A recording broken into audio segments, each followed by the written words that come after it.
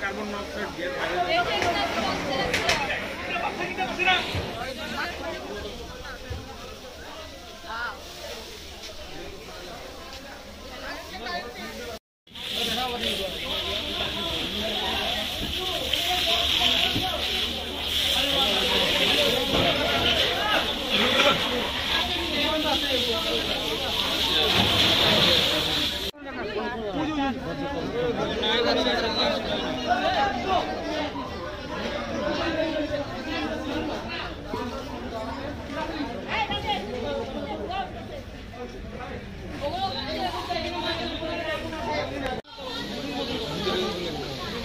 তারা তো কয়েকটা